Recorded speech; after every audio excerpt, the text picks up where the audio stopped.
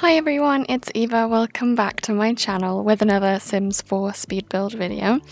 But this one is a bit different to my usual ones because it is the first real life building I've attempted, and it's St. Paul's Cathedral, which is one of the most iconic landmarks of London with such an interesting history and unique style. And I've never built a cathedral in Sims 4 before, so this was a huge challenge because, well, it is an enormous building and it has a lot of little details and exterior decorations that we don't really have in the game.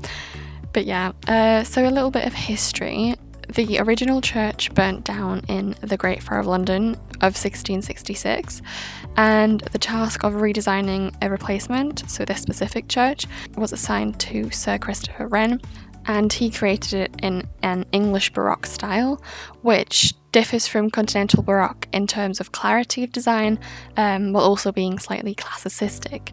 And I tried to encapsulate that style in my version of the cathedral, but I definitely need to mention the limitations on the Sims 4 build mode for this purpose specifically, because it is impossible to recreate real-life buildings perfectly when they have so many little details and decorations that are very specific to a certain time and a certain building style. So yeah, I tried my best with the means that we have in the game. Obviously the ratio is wrong, and the height as well, because the game limits build height to 4 floors max, and St. Paul's is like over 100 meters tall and like the second largest church building in the UK. So yeah, it's huge, and I built this on a 50 by 40 lot in Britechester, so it was obviously never going to fit, but I see this as my little Sims 4 version of the original St. Paul's. The two towers in the front of the cathedral turn out a bit chubbier and shorter than the original ones, but I had no other choice, and in general, yeah, the roof situation was quite tricky because of the different ratio. But yeah, I didn't want to focus on the roof as much as on the main dome, which I think is the main focus of St. Paul's. The cathedral is really famous for it, and I'm honestly proud of the way it turned out with the limited things that I had. In general, it took me hours to figure out the perfect shape of this building and how I wanted things to look, but I do think the original and my copy are very similar. Definitely let me know what you think of it in the comments, please. I'd love to hear your thoughts, and while you're down there, please like and subscribe if you enjoy this video and want to see more content like this. I'd be really, really grateful. I personally am a huge fan of the architecture in London, and St. Paul's is definitely among my favourite sites here. I love visiting it, and honestly I can never get enough pictures of it. It is absolutely breathtaking.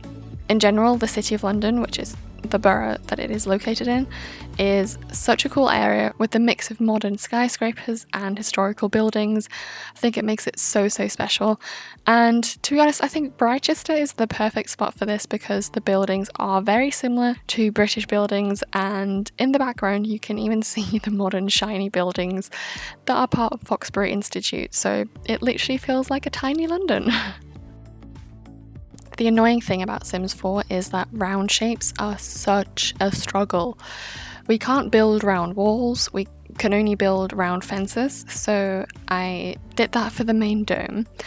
But annoyingly, placing a round foundation on a roof creates these stupid holes in the floor, which is really frustrating, and I later tried to cover them up with similar looking rocks. But it's definitely a flaw of the build mode of the game, and I hope that one day we have round walls because they would have made my life so much easier.